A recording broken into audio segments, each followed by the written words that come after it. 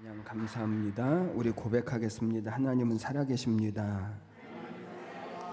아멘.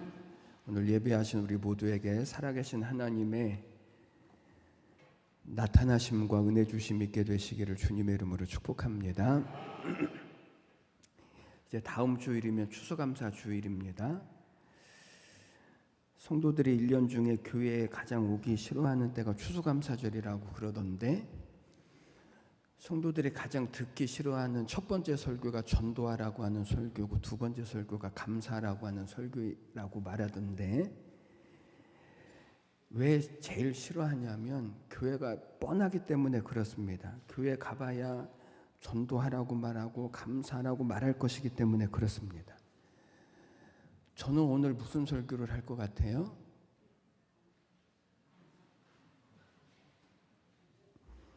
다음 주가 감사주일이니까 오늘 저는 감사에 대해서 다시 한번 말씀을 좀 드리려고 그래요. 사람들은 감사라고 말하면 우리 안에 어떤 생각이 들어오냐면, 우리 안에 이런 생각이 들어옵니다. 감사할 게 있어야 감사하지. 아니 뭔가 잘 돼야 감사하지. 아니 뭔가 행복해야 감사하지. 그런데 어떻게 이 감사라고 하는 것이 되어질까? 이것이 우리 안에 들어오는 가장 먼저 들어오는 생각입니다. 그래서 감사라고 하는 말과 부딪히는 거예요. 여러분 묻습니다. 지금 행복하기 위해서 우리가 해야 할 일이 있다면 무엇일까요? 지금 행복하기 위해서 우리가 무엇을 해야 할까요? 에픽테토스라고 하는 철학자가 이런 말을 했습니다. 행복은 우리가 이미 가진 것에 대한 감사에서부터 비롯되어진다. 그런데 사람들은 이미 가진 것에서 행복을 찾지 않고 어디에서 행복을 찾냐면, 이렇게 되면 행복할 텐데, 이렇게 되면 감사할 텐데. 사람들은요, 다 감사와 행복을 지금 가지고 있는 것에 찾는 것이 아니라 이렇게 되면 행복하고 이렇게 되면 감사하겠다라고 사람들은 생각을 합니다. 그러면 여러분은 언제 감사할 것 같습니까? 사람들은요 이렇게 말합니다. 승진하면 감사할 것 같습니다. 행복할 것 같습니다. 다이어트에 성공하면, 돈을 조금 더 많이 벌면, 조금 더 세상적으로 출세하면, 그러면 사람들은 행복할 것 같다라고 말하고 감사할 것 같다라고 말합니다. 그래서 심리학에서는요 이것을 가리켜서 뭐라고 말하냐면 조건적 행복이라고 말해요. 그리고 이런 생각을 가리켜서 무슨 생각이라고 말하냐면 망상적 사고라고 말해요.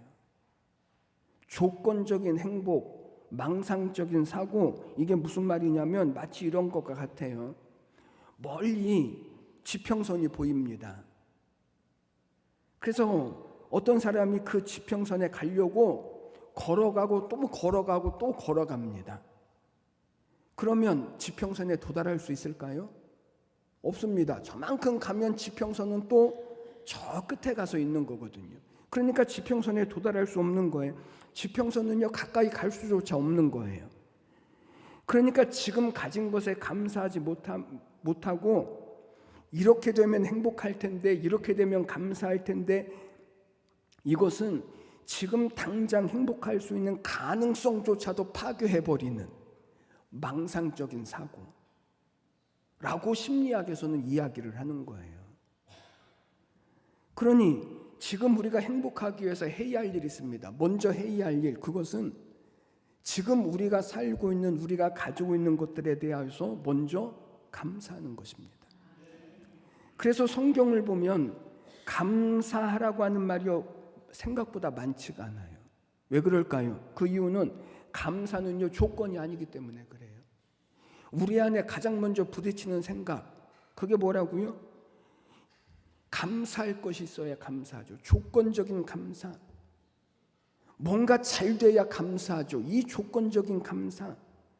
감사는 하나님이 우리에게 요구하시는 감사는 어떤 조건적인 감사가 아니기 때문에 성경을 보면 감사라고 하는 말이 적어요. 그래서 성경은 우리에게 언제 감사라고 말하냐면, 어떻게 감사라고 말하냐면 이렇게 말씀합니다.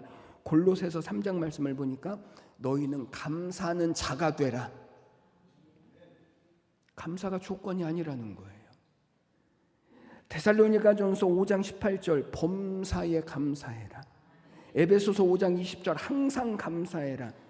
데살로니가전서 2장 끊임없이 감사하고 시편 50편 감사로 예배하고 빌립보서 4장 감사로 기도하고 에베소서 5장 감사로 찬송하고 골로새서 4장 감사에 깨어있고 에베소서 5장 감사하는 말을 하고 그리고 골로새서 2장 감사를 넘치게 해라. 여러분 여기 어디 감사가 조건적인 부분이 있습니까? 성경에서 말하는 감사는요 조건적인 게 아닌 거예요. 그런데 사람들은 감사를 어디에서 찾아요? 행복을 어디에서 찾아요?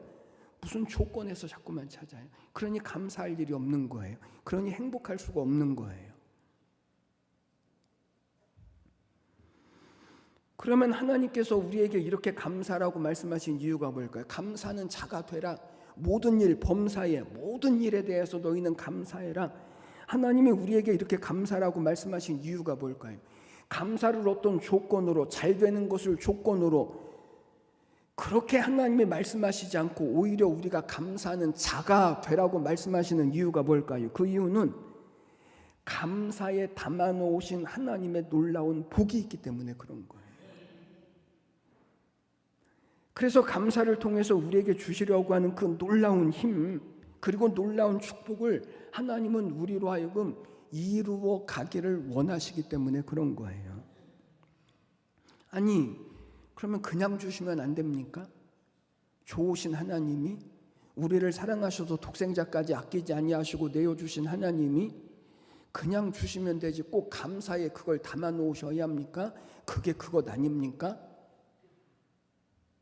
그런데 이런 것과 같은 거예요. 여러분 두 사람이 있습니다. 한 사람은 입만 열면 주변 사람들에게 감사하다라고 말하고 고맙다라고 말합니다. 다른 한 사람은 다른 사람들에게 입만 열면 불평이고 원망입니다. 그러면 여러분은 누구와 같이 일하시면 좋을까요? 여러분이 여행을 가면 누구와 여행을 가면 좋을까요? 여러분은 밥을 먹으면 누구와 밥을 먹으면 좋겠습니까? 하나님이 그러신 거예요. 하나님이 누구에게 하나님은 은혜 주시기를 기뻐하실까요? 하나님은 누구에게 응답해 주시기를 기뻐하실까요? 하나님은 당신이 누구와 함께 사시기를 기뻐하실까요? 두말하면 잔소리죠. 그러면 여러분 하나님이 도대체 감사에 하나님이 준비하신 그 복이 무엇이길래 하나님은 우리에게 모든 일에 감사라고 그리고 감사하는 자가 되어져야 한다라고 말씀을 하시는 걸까요?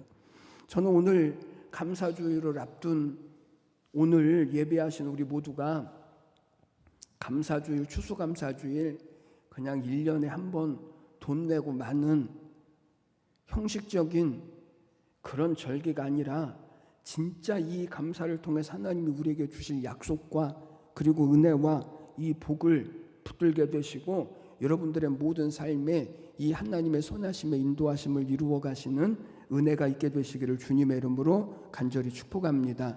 먼저 감사에는요 하나님을 움직이는 축복이 있습니다. 그럼 베스트셀러 중에서 감사의 힘이라고 하는 책이 있거든요. 이 사람은 미국의 텔레비전 뉴스 진행자인 데보라 노빌이라고 하는 사람이 쓴 책입니다. 이분은 여자인데 이 사람은요 자기가 위대한 성공을 이루었던 비결을 뭐라고 말했냐면 감사라고 말했습니다. 그러면 이 사람이 감사할 일이 많아서 정말 감사했기 때문에 성공할 수 있었을까? 아닙니다. 이 사람은 뭐라고 말하냐면 감사는 저절로 되어지지 않기 때문에 연습을 해야 한다. 감사하려면 뭐를 해야 된다고요? 감사도 연습을 해야 된다는 거예요. 그래서 실제로 이 캘리포니아 주립대학의 이 교수들이 연구한 바에 따르면 하루에 5번씩 의무적으로 감사하는 사람과 그리고 감사하지 않는 사람을 연구했더니 삶의 결과가 달라지더라는 거죠. 감사를 하는 사람은 스트레스가 적어지고 그러니 건강에도 차이가 보이고, 감사하지 않는 사람보다 훨씬 더 행복한 삶을, 긍정적인 삶을 살더라는 것입니다. 그러면 과학적으로 그 이유가 다 우리가 들어서 아는 것 아닙니까? 사람이 웃으면, 기분이 좋아지면 몸에서 엔돌핀이라고 하는 호르몬이 나오는데, 이 엔돌핀이라고 하는 호르몬은요, 암도 이겨낼 만큼 강력한 거거든요.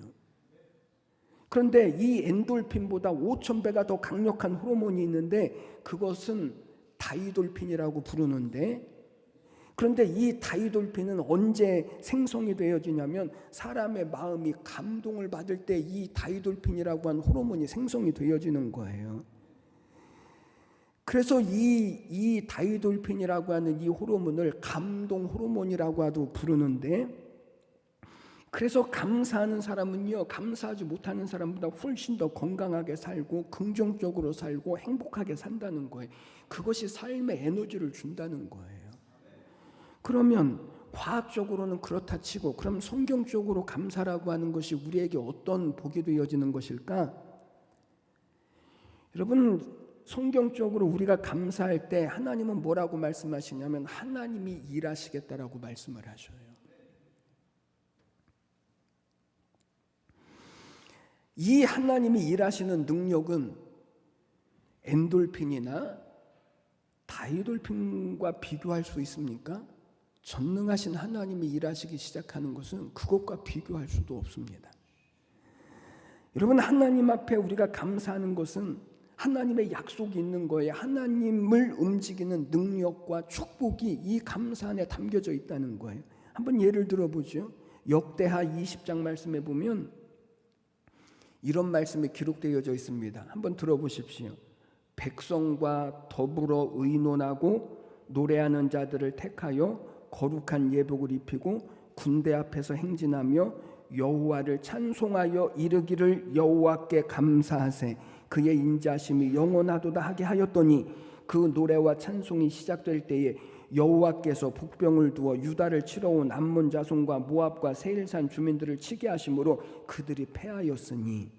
여러분, 이 말이 무슨 말이냐면, 남이스라엘인 유다 여호사밧 왕 때에 모압과 암몬과 마온 사람들이 연합을 해서 지금 남유다를 침범을 한 거예요. 그때 여호사밧 왕이 신하들과 함께 하나님 앞에 나가서 금식 기도를 해요. 그런데 그때 하나님이 야하시엘이라고 하는 이 선지자를 통하여서 이 위기를 극복할 수 있는 비결을 말씀해 주셨는데, 그게 뭐냐면 지금 읽어드린 것처럼 하나님 앞에 감사해라. 위기의 때에 금식하려고 하지 말고 위기의 때에 감사해라. 이것이 이 위기를 극복할 수 있는 비결이다. 이렇게 말씀을 하는 거예요. 그래서 여호사밧 왕이 하나님의 말씀대로 전쟁터인 드고아로 나가서 백성들과 군대 앞에 찬양대를 세우고 큰 소리로 하나님 앞에 감사합니다. 여호와께 감사하라, 그의 인자하심이 영원하미로다. 오늘 우리가 1절 말씀이 그것 아닙니까?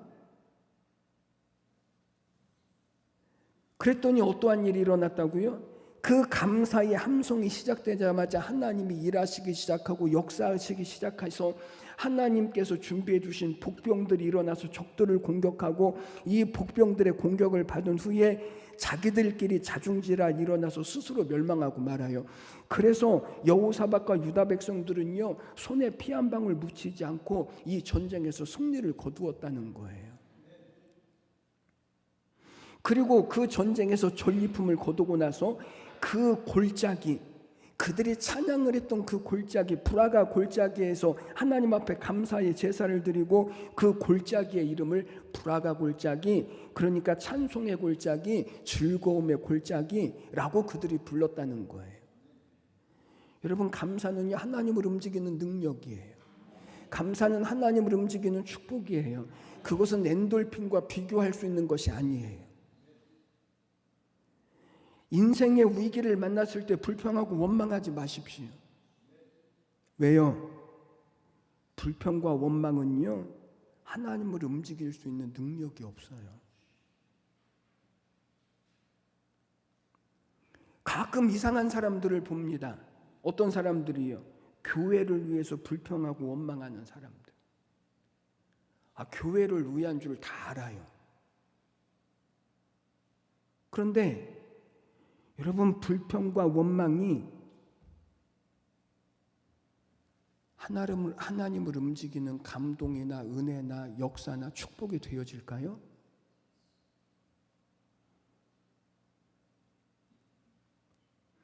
그것으로는 하나님을 움직일 수 없다는 거예요. 그러나 우리가 감사할 때 하나님은 일하시겠대요. 하나님은 하나님의 일들을 이루어 가시겠대요. 하나님의 능력을 나타내시겠대요.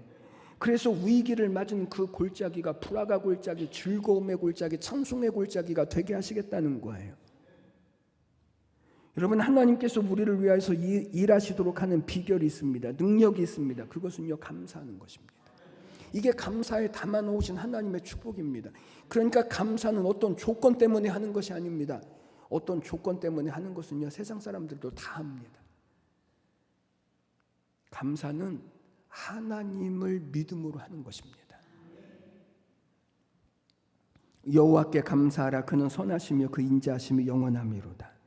여호사밧이 감사했던 것처럼 저는 오늘 우리가 이 믿음 하나 붙들고 이 하나님 붙들고 저는 조건적인 감사가 아니라 믿음으로 드려지는 감사의 절기를 저는 오늘 우리가 맞이하게 되시기를 주님의 이름으로 축복합니다. 두 번째, 감사는요, 우리 자신을 변화시키는 축복이 들어있습니다. 감사요법이라고 하는 책을 보면 그 책의 내용 가운데 이런 말이 나옵니다. 감사는 환경을 변화시키지 못합니다. 그러나 태도를 변화시킵니다. 감사가 조건을 변화시키거나 환경을 변화시키지는 못합니다. 그러나 감사는요, 감사하는 사람의 마음을 변화시킬 수 있고 태도를 변화시킬 수 있고 결국에는 나 자신을 변화시킬 수 있는 힘이 감사에 있다는 거예요. 여러분, 실제로 그렇습니다. 아무리 감사한다고 해도요, 가난한 사람이 부자가 되어줄 수 없습니다. 감사한다고 해도요, 못생긴 사람이 잘생겨지지 않습니다. 감사로는요, 환경을 변화시킬 수 있는 게 아닌 거예요. 그래서 사람들이 이렇게 말합니다. 아니, 감사한다고 뭐가 달라집니까? 감사해서 뭐가 달라지면 100번이라도 더 하겠습니다. 사람들이 하는 말 이것 아닙니까? 그러니까 감사는 어떤 환경을 변화시킬 수 없다는 거예요. 그래서 사람들이요, 감사하지 못하고 사는 거예요. 그러나 여러분, 감사하면, 진짜 우리 안에 감사가 일어나면 부자가 아니어도요, 부자 이상으로 행복한 삶을 살 수 있습니다. 진짜 우리 안에 감사가 일어나면 미남 미녀가 아니어도요, 미남 미녀보다 더 행복한 삶을 살 수 있습니다. 이거는 환경의 변화가 아니라 우리 자신의 변화이기 때문에 그런 것입니다. 이게 감사가 주는 선물이고 축복인 것입니다. 아마존에서 선교사로 선교 사역을 하고 있는 김철기라고 하는 선교사님이 계십니다. 이분의 아내도 선교사님인데 허운석이라고 하는 선교사님 부부입니다. 김철기 선교사님이 책을 썼는데 내가 왕 바리새인입니다. 아마 보신 분들도 계실 거예요.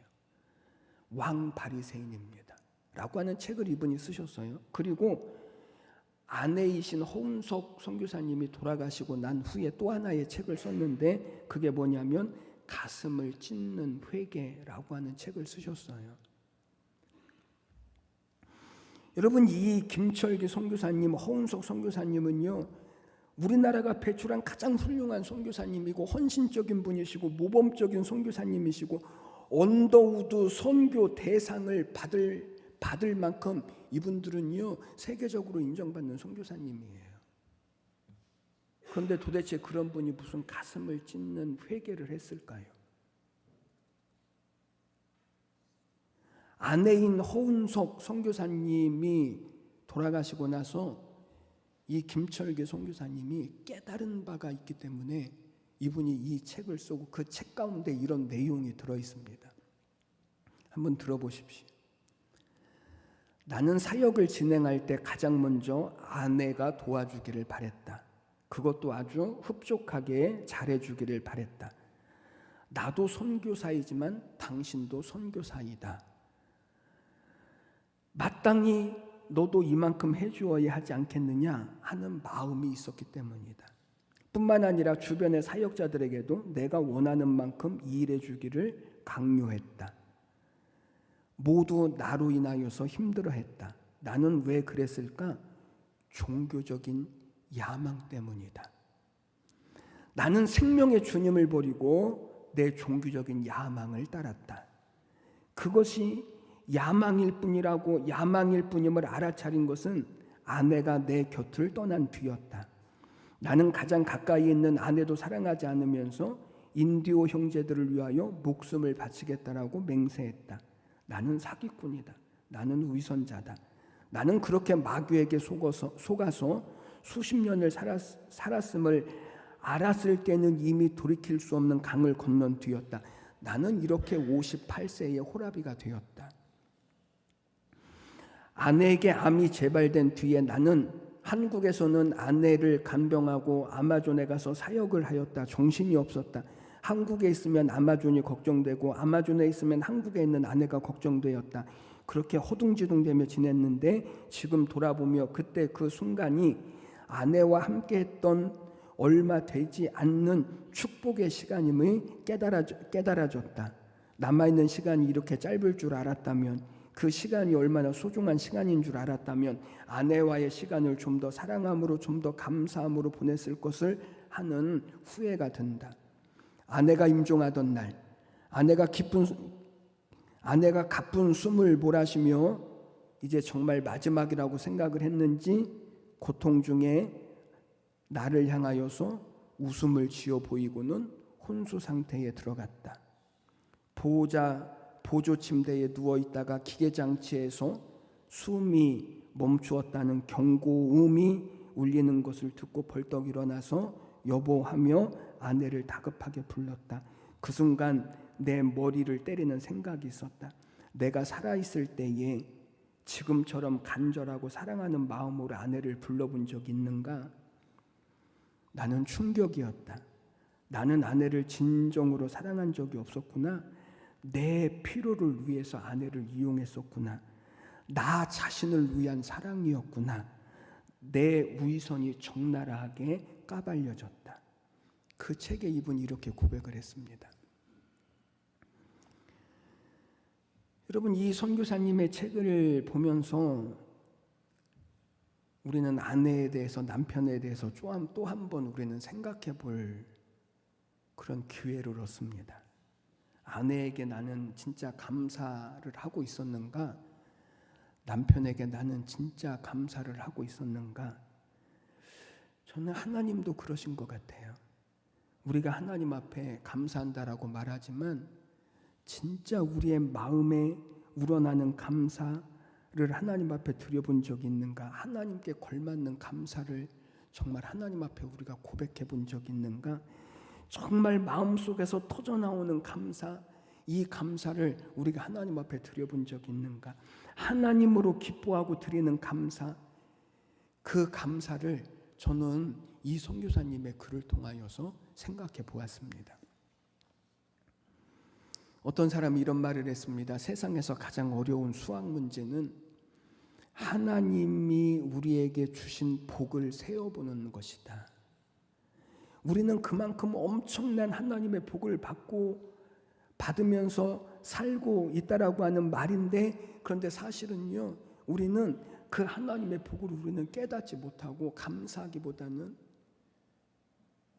우리는 불평하고 원망하면서 우리의 삶을 살아간다라는 거죠. 그래서 하나님은 이스라엘 백성들에게 감사의 절기를 정해주시는 거예요. 감사해야 한다. 이것을 하나님은 그들이 잊어버리지 않기를 원하시는 거예요. 여러분, 모든 사람들은요 다 자기 환경에 갇혀서 삽니다. 모든 사람들은, 가난한 사람들은요 가난에 갇혀 삽니다. 장애를 가진 사람들은 장애 속에 갇혀 삽니다. 배우지 못한 사람은요 배우지 못한 것 때문에 갇혀 삽니다.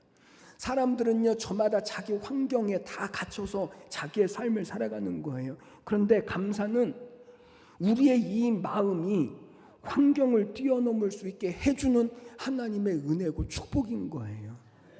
그래서 감사는 환경을 뛰어넘는 삶을 살게 하는 거예요. 옷 한 벌을 가지고도, 한 끼 식사를 가지고도, 숨을 쉬는 공기를 가지고도, 따뜻한 햇빛을 가지고도, 아름다운 자연을 보면서 하나님은 우리가 감사하는 삶을 살고 행복한 삶을 살도록 하나님은 원하시는 거예요. 그래서 이런 말이 있습니다. 감사해서 행복한 것이 아니라 행복해서 감사한 것이 아니라 감사하기 때문에 행복하다. 시작. 행복해서 감사하는 것이 아니라 감사해서 행복하다. 여러분, 감사는요 환경을 변화시킬 수는 없습니다. 그러나 감사는요 우리의 마음을 얼마든지 새롭게 할 수 있습니다. 감사는 우리의 태도를 얼마든지 바꿔낼 수 있습니다. 그래서 감사는 우리의 자신이 환경을 뛰어넘어서 하나님의 복과 은혜의 삶을 살게 하시는 하나님의 축복인 것입니다. 세 번째, 감사는요 하나님의 응답을 받는 축복입니다. 오늘 1절 말씀에서 여호와께 감사하라. 그리고 5절 말씀을 보니까 뭐라고 고백을 하냐면 내가 고통 중에 여호와께 부르짖었더니 여호와께서 응답하시고 나를 넓은 곳에 세우셨도다. 이렇게 고백을 합니다. 여러분, 우리가 하나님 앞에 감사를 시작하면 하나님께서 우리의 기도에 귀를 기울여 주시기 시작하십니다. 며칠 전 새벽에도 기도에 대해서 한번 말씀을 드렸는데 왜 그렇게 수없이 기도하면서 기도의 응답을 받지 못할까? 그 이유는 감사가 부족하기 때문입니다.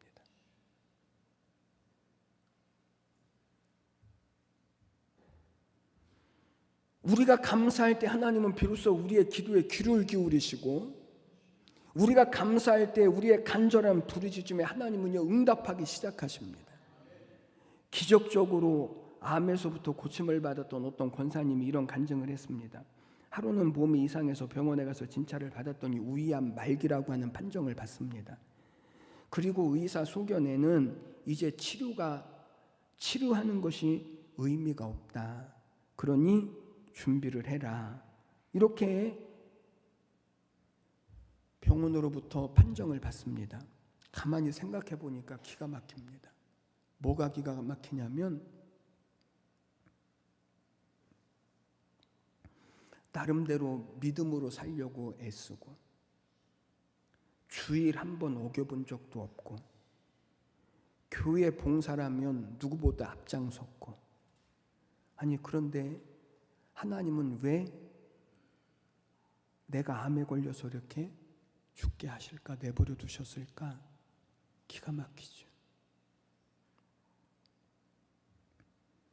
인생이 불행하고 그리고 하나님의 원망스러운 것입니다. 여러분, 하나님은 우리에게 이런 질병을 주시는 분이 아니십니다. 그런데 이런 어려움을 만나면 우리는 다 이 문제에 부딪히죠. 하나님은 내게 왜 이것을 주셨을까?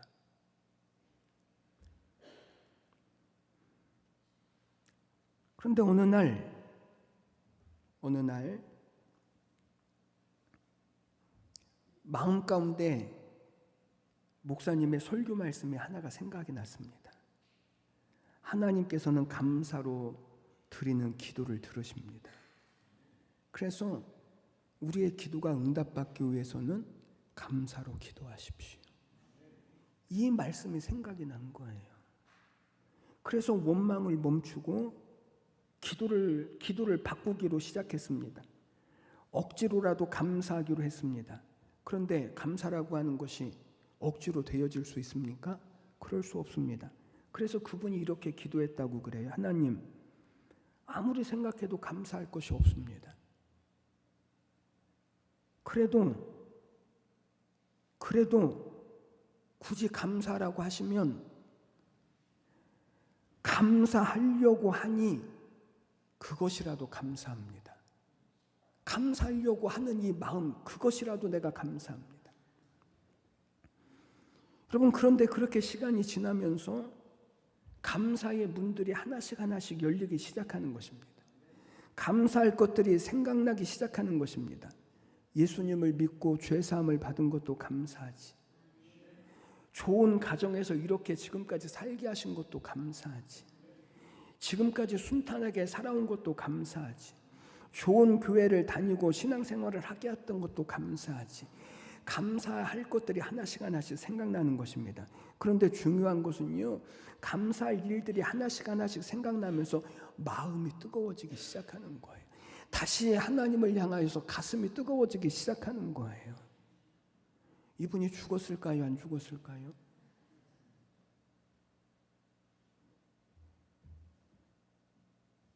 이분이 이 암에서요 넉넉히 극복을 하고, 그리고 이런 간증을 하는 거예요. 그 사람이 간증을 하면서 이렇게 말하는 거예요. 감사에는 놀라운 힘이 있습니다.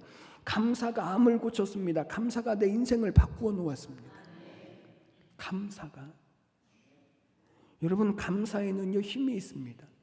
조건이 아닙니다.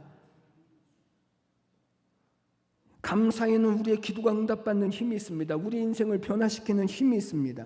우리 인생을 복되게 하는 하나님의 약속이 있습니다. 우리 인생을 풍성하게 하는 하나님의 축복이 있습니다.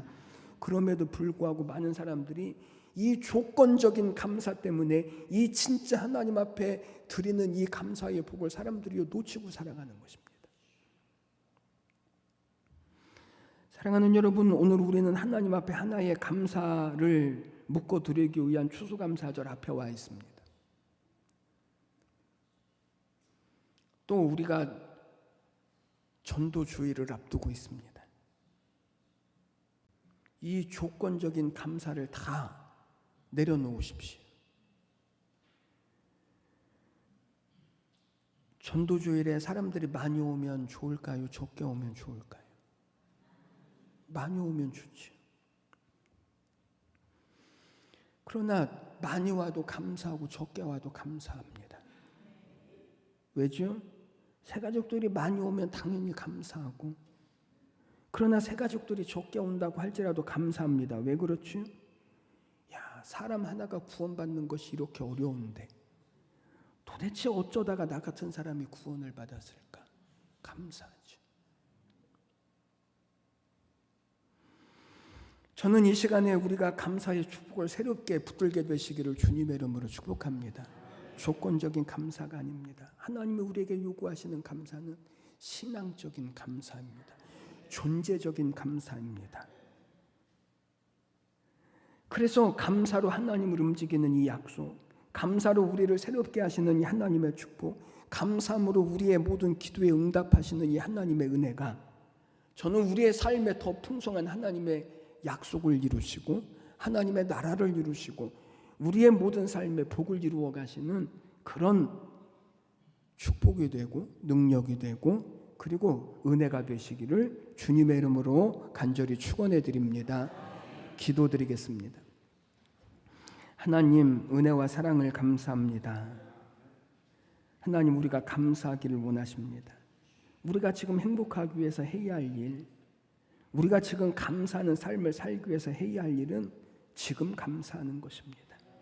감사에 담아놓으신 하나님의 놀라운 은혜와 축복과 약속이 있으니 오늘 하나님 조건적인 감사를 다 내려놓게 하시고, 오늘 우리가 하나님의 자녀됨을 인하여 하나님이 우리의 하나님됨을 인하여 다시 감사에 눈을 뜨게 하여 주시어서 하나님 우리의 모든 삶을 바꾸고 새롭게 하시고 변화시킬 이 하나님의 약속을 이루어가는 우리 모두가 다 되게 하여 주시옵소서. 감사와 찬양을 드리며 예수님의 이름으로 기도드리옵나이다. 아멘.